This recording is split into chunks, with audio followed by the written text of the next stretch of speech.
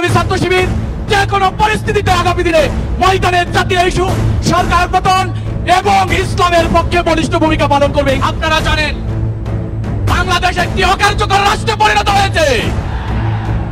আপনারা জানেন বাংলাদেশ একটি অকার্যকর রাষ্ট্রে পরিণত হয়েছে।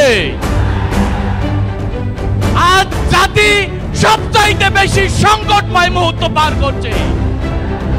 এমন পরিস্থিতিতে সবচাইতে বেশি ক্ষতির শিকার হয়েছে ইসলামী ছাত্র শিবির এবং জামাত ইসলাম।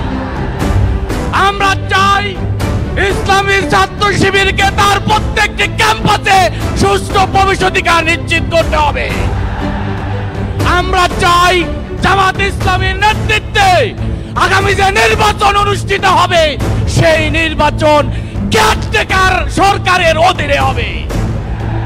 সেই সাথে একটি বিষয় দুঃখজনক, আজ সরকার বাজেট ঘোষণা করেছে, সেখানে শিক্ষার কোনো কিছু উল্লেখ নাই। যেটা আছে খুবই সীমিত, এটা দিয়ে একটি শিক্ষা ব্যবস্থা চলতে পারে না। আমরা চাই শিক্ষার পুনঃসংস্কার, নৈতিকতার সমন্বয় শিক্ষা কমিশন এবং সুষ্ঠু শিক্ষানীতি, যার মধ্য দিয়ে একটি নৈতিকতা সম্পন্ন জাতি গঠিত হবে। সেই সাথে আমরা চাই আমাদের গুম নেতৃবৃন্দ, বিশেষ করে ইসলামী ছাত্র শিবিরের ইসলামী বিশ্ববিদ্যালয়ের ওলিউল্লাহ মুকাদ্দেসকে খুব অচিরেই মুক্তি দিতে হবে, তাদেরকে ফিরিয়ে দিতে হবে।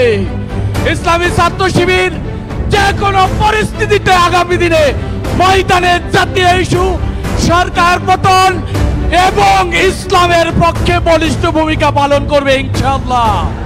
সবাইকে ধন্যবাদ। বাংলাদেশ জিন্দাবাদ, বাংলাদেশ জামাত ইসলামী জিন্দাবাদ, ইসলামী ছাত্র শিবির জিন্দাবাদ। আল্লাহ হাফেজ। আসসালামু আলাইকুম ওয়া রাহমাতুল্লাহ।